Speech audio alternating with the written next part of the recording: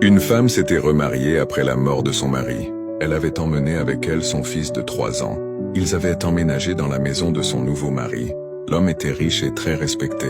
Il ne voyait aucun problème à ce que le petit garçon vive là. Mais 1 an plus tard, tout commença à changer. Elle donna naissance à un autre enfant, un garçon. Le mari débordait de joie et de fierté. Mais son attitude envers l'aîné changea. Il cessa de jouer avec lui, ignora ses besoins. La présence du garçon devint insupportable dans ce manoir. La chaleur qui existait autrefois disparut peu à peu. Un après-midi, l'homme rentra à la maison, le sourire aux lèvres. Il avait apporté un vélo tout neuf pour son fils. Les yeux de son fils biologique s'illuminèrent de joie.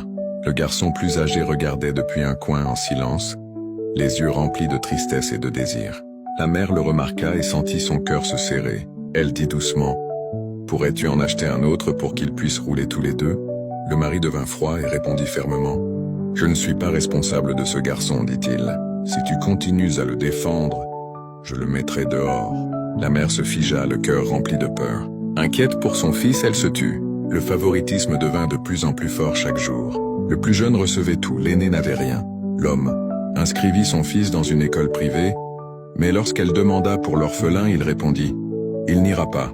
Il ne porte pas mon nom. » Les yeux de la mère se remplirent de larmes et de colère. « L'éducation n'est pas un privilège réservé au sang, » dit-elle. L'homme cria « C'est fini! Je ne veux plus de lui ici !» Le garçon courut vers sa mère, tremblant.